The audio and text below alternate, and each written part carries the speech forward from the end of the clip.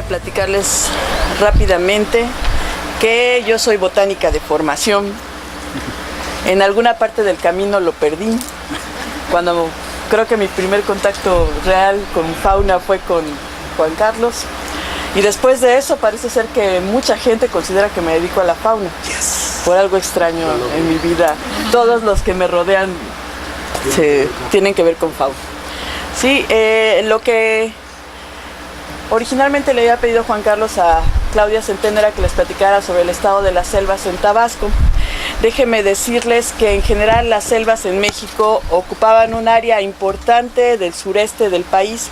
Sin embargo, pues debido a políticas diversas en diferentes momentos históricos de nuestro país, se ha ido perdiendo esta cobertura.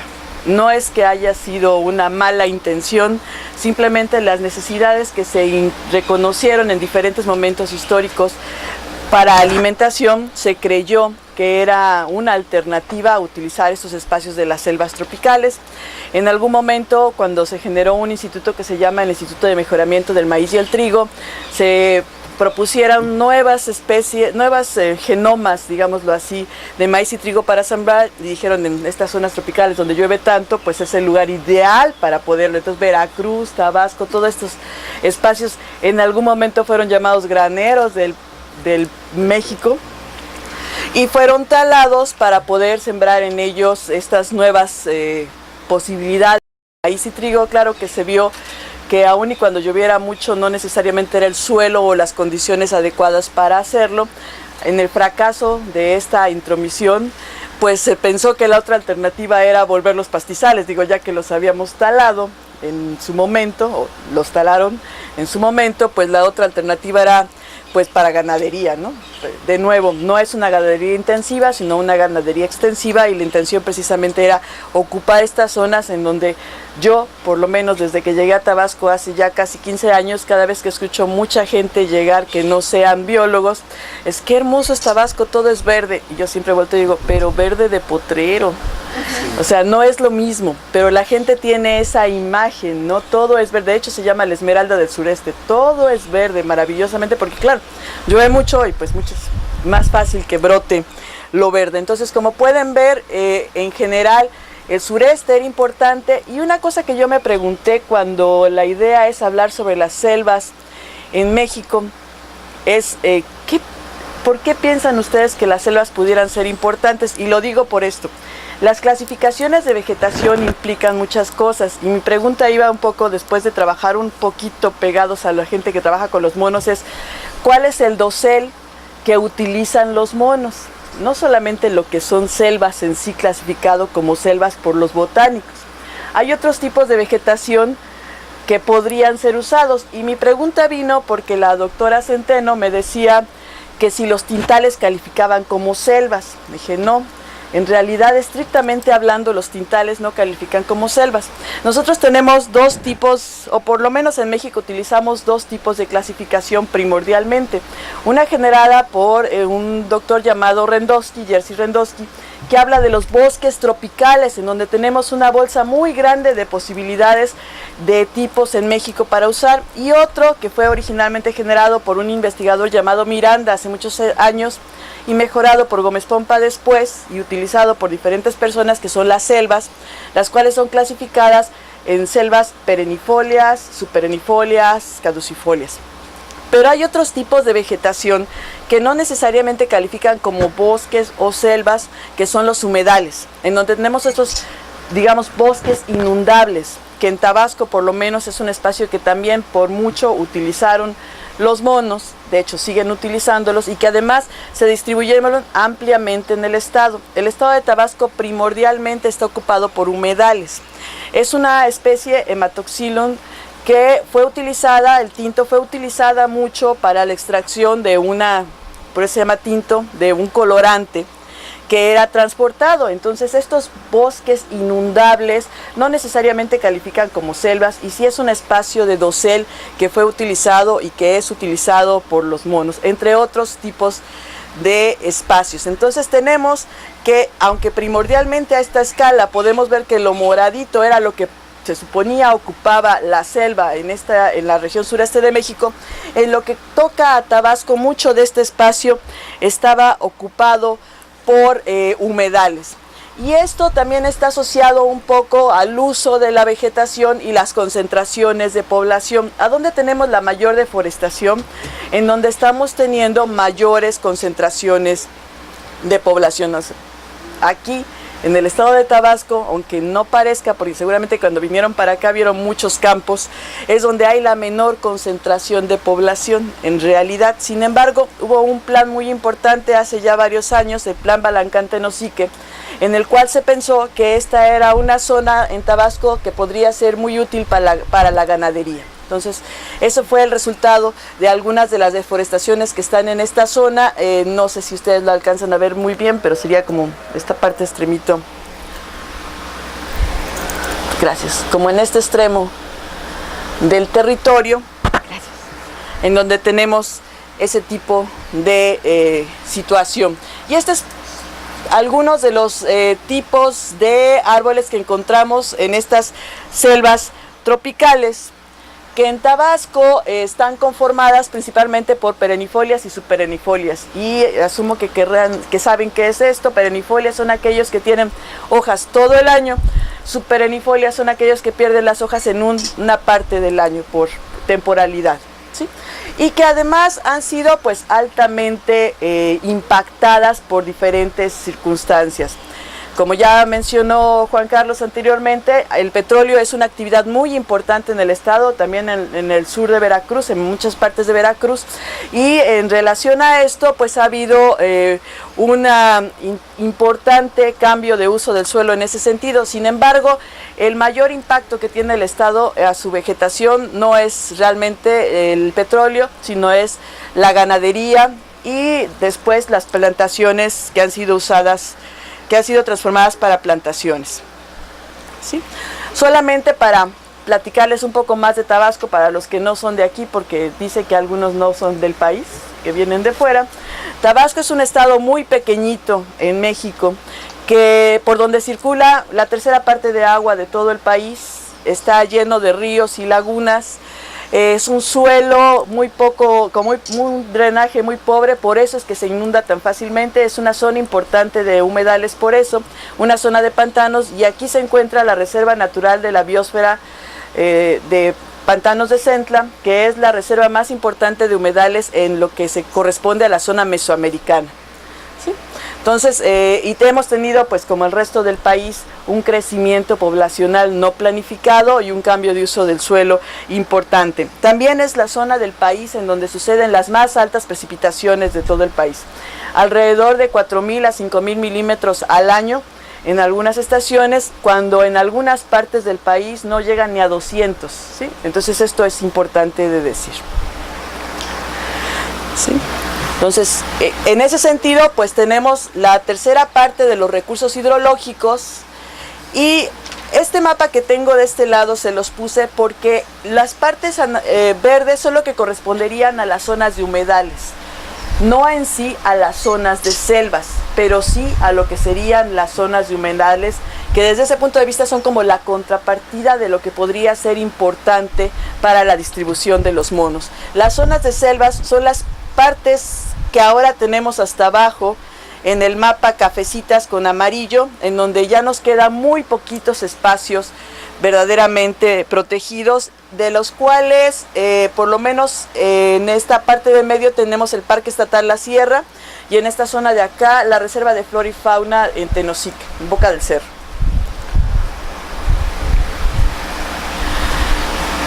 Tabasco ha perdido prácticamente el 95% de su cobertura vegetal en los últimos 30 años, 40 años.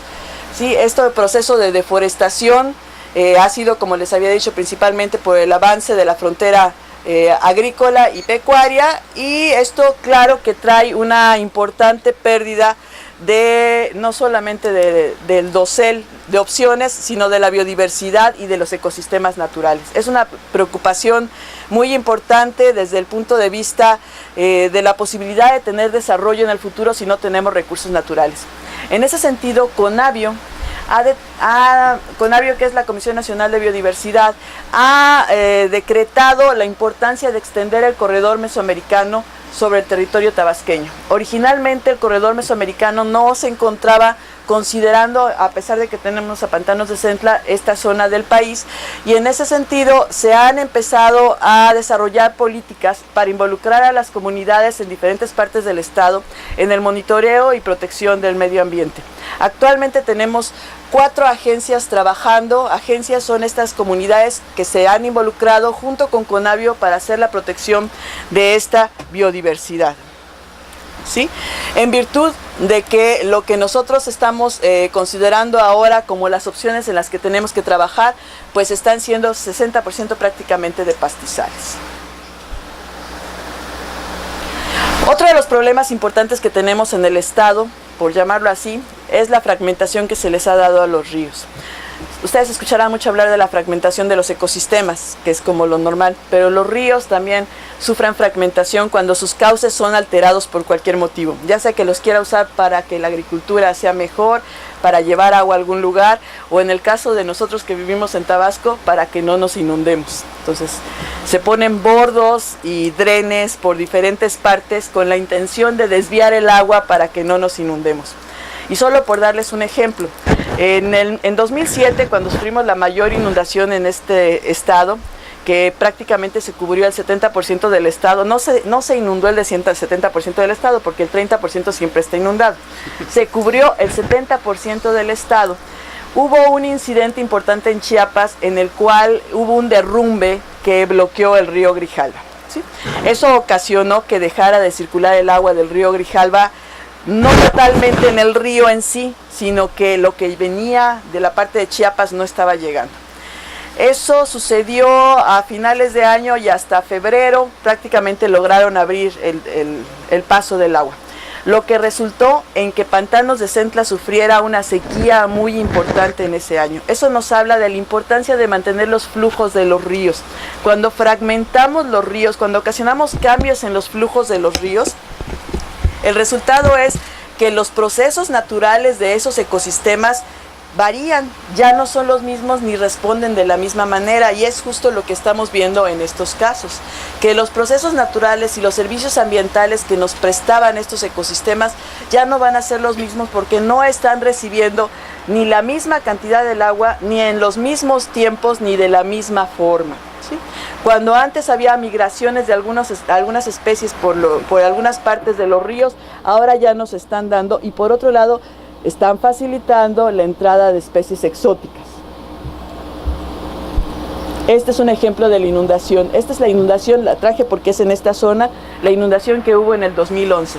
Es una imagen satelital de exactamente el río de los Monos, el Usumacinta, y cómo se vio con la inundación. Eso es como normalmente va, como está seguramente en este momento, y cómo puede desbordarse en un momento de inundación. Estas inundaciones, a pesar de ser consideradas como inundaciones naturales, sin lugar a dudas, el registro histórico que hemos realizado, y de hecho Claudia Villanueva, que viene acompañándome a esta visita, hizo una revisión de todos los datos históricos que había sobre las inundaciones en el estado, y hemos visto que independientemente de que su naturaleza, tanto en el Grijalva como en el Usumacinta, es inundarse, las inundaciones están siendo sin precedente en magnitud, en extensión y en temporalidad. O sea, hay un cambio. Yo podría pensar que es el cambio climático, por supuesto, que es algo que no voy a negar, pero yo podría pensar que solamente la infraestructura que hemos ocasionado con cambios, pero en el caso del Usumacinta es interesante porque es un río que, por lo menos en la parte de México, no tiene ninguna infraestructura de contención. Entonces los cambios que estamos viendo son importantes y reales, ¿sí? Entonces, en el caso de Tabasco, este es el mapa actual de vegetación y uso del suelo, y las partes verdes que ustedes pueden ver, verde hoja o verde oscurito, son lo que nos queda de selvas, ¿sí? Las partes en color agua y en azulito como moradito son las zonas que tienen que ver con humedales, y todo lo demás relacionado o son zonas de las cuales se están haciendo uso por agricultura o ganadería o plantaciones forestales. Entonces, como pueden ver, es un estado pues altamente modificado. Estas son una vista de lo que serían específicamente las actividades agropecuarias, los pastizales y las plantaciones. O sea, es la contraparte, para ser más claro, del mapa anterior, en el que estábamos viendo la vegetación natural más resaltada y en esta las actividades agropecuarias. Sí. Los principales municipios en donde se realizan plantaciones comerciales son estos municipios, o sea, han sido deforestados y cambiados a realizar plantaciones forestales. Algunas de estas plantaciones forestales no son con especies locales, sino son con especies introducidas, lo cual es importante. Bueno, aquí la alumna de Juan Carlos Silva estuvo estudiando cómo vivían los monos en los eucaliptos y la verdad es que la gente cuando lo escucha se sorprende muchísimo de pensar que eso se pudiera estar dando.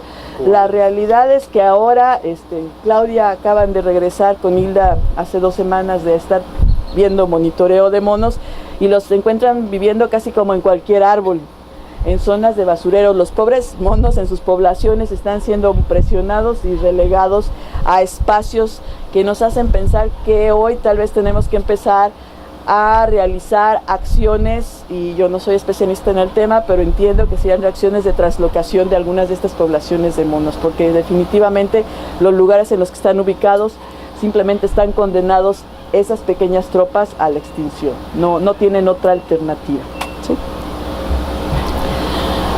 Hoy en el gobierno del estado se está proponiendo extender las áreas de conservación. La primera estrategia que se realizó es en el ordenamiento del estado que se acaba de decretar el año pasado. Se generaron unidades de gestión ambiental que se les llamó zonas prioritarias de conservación. Y la intención de estas zonas prioritarias de conservación es realizar las gestiones necesarias que permitan llevarlos a un estatus de conservación. Eso no quiere decir que van a quedar realmente protegidas. Protegidas probablemente sucede más fácilmente en países como en Estados Unidos, en donde hasta donde yo he leído, cuando quieren tener una zona conservada la compran y la dedican a la conservación. Aquí en realidad el territorio es del municipio y del dueño, nada más es el nombre de que debe dedicarse a la conservación.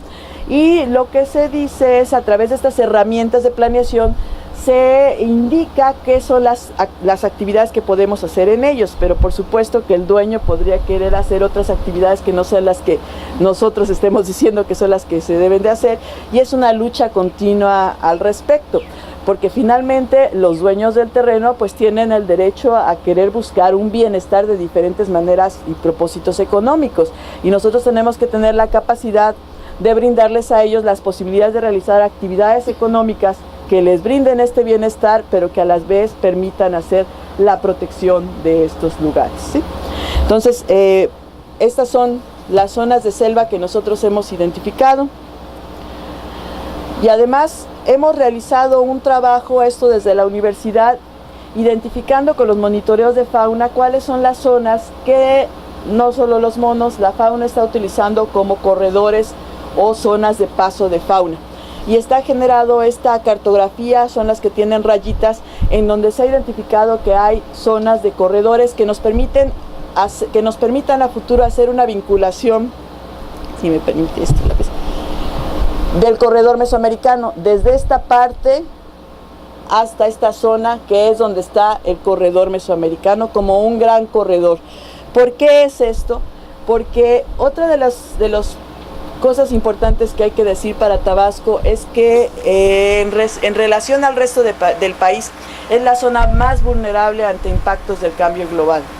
Más vulnerable porque, dimensionando su tamaño en relación al resto del país, los impactos que recibimos es la más vulnerable, no solo por inundaciones, por aumento de la temperatura, sino también por el aumento del nivel del mar. Nosotros hemos estado monitoreando la costa y simplemente por erosión tenemos anualmente puntos de hasta 10 metros de pérdida de costa.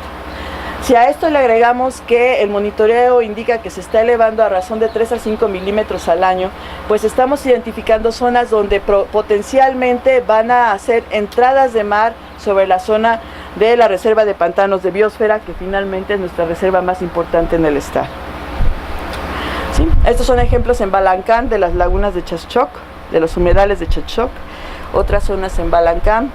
Y finalmente yo les quería platicar un poco sobre el ordenamiento que se decretó.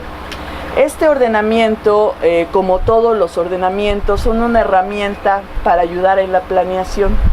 La intención de esta herramienta es inducir el uso del suelo. Especialmente la intención de este ordenamiento es que los municipios lo tomen, se lo apropien y lo bajen a la escala para ellos decidir qué es lo que quieren hacer con el uso del suelo. ¿Por qué digo esto? Porque por ley en México los municipios son los únicos que tienen derecho a decir qué se hace con su suelo. El Estado no. Yo como Estado lo único que puedo hacer es decirles que con la información que nosotros tenemos, estas, por el uso que han tenido, es como sugerimos que se haga la zonificación.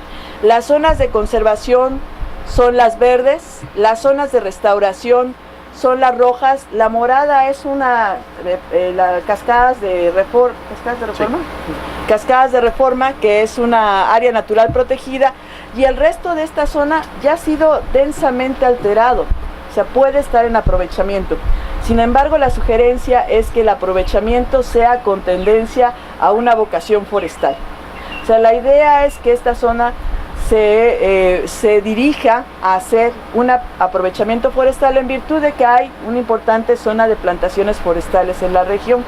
La propuesta es que algunas de estas zonas forestales, si no es que la mayoría, sean a especies locales, lo cual debo reconocer que es un pleito difícil, porque actualmente la moda en la región, no solo en Tabasco, sino en Chiapas, es la palma de aceite.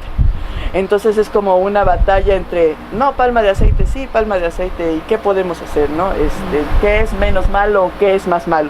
Lo cierto es que habría que valorar qué es menos malo, si tener un potrero con 4 vacas en una gran extensión o tener palma de aceite. O sea, son decisiones que se tienen que tomar en algún momento. ¿Sí? Entonces, esto es como lo estamos viendo en Balancán.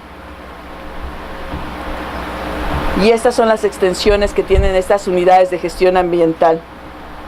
Como pueden ver en esta zona particularmente, en el municipio de Balancán, la mayor parte del municipio ya ha sido tan modificado que es importante proponer estrategias de aprovechamiento. No así otros municipios. Estos son los tipos de vegetación predominantes que hay en cada una de esas áreas de aprovechamiento, en cada una de esas unidades de gestión ambiental. Y vean tan solo en lo que sería la número 1, que de hecho la número 1 es el área natural protegida. No, perdón.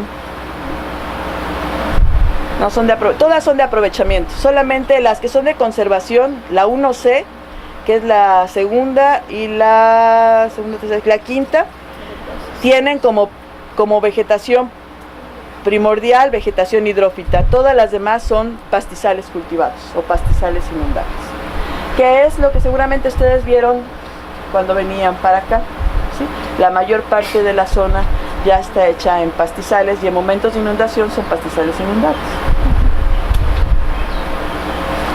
Y se le agrega un porcentaje y un valor de vulnerabilidad, porque para tomar decisiones de uso, el día de hoy necesitamos saber y contrastar con la información particularmente sobre inundaciones. Gracias.